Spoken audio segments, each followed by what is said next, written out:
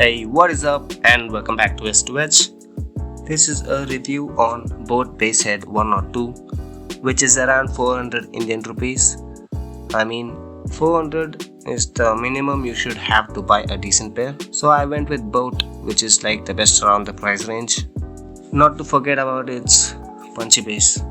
So I've been using this earphone for over a month now, and this is what I personally feel about these earphones. Let's get on with its appearance first. I went with the black version cause matte black everything. They also have these in lots of other colors, but the price differs. What I like the most about this earphone is it has magnetic buds. It doesn't pause your audio, but I think it's great in this price range. There is also a button which is used to control everything, like single click to play or pause, double click to move forward, and triple click to move backward.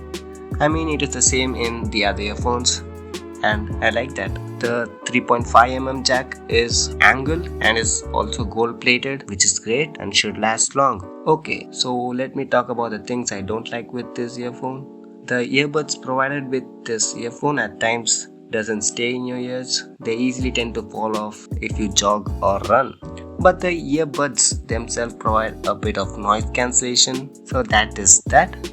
Another thing I don't like about this earphone is it doesn't come with braided cable. I can't go around expecting much in this price range. Let's talk about how it sounds. To be honest, it has one of the best speakers even in the 500 rupees range. It is almost similar to the infamous Boat 225 without the extra bass, obviously.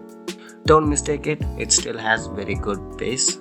The vocals are pretty clear, and this is a very good earphone. I recommend it if your budget is around 400 to 500 Indian rupees. You will definitely not regret this. That is it for this video. If you did like this, thumbs up would mean so much to me. Thank you for watching, and this is S2H signing out.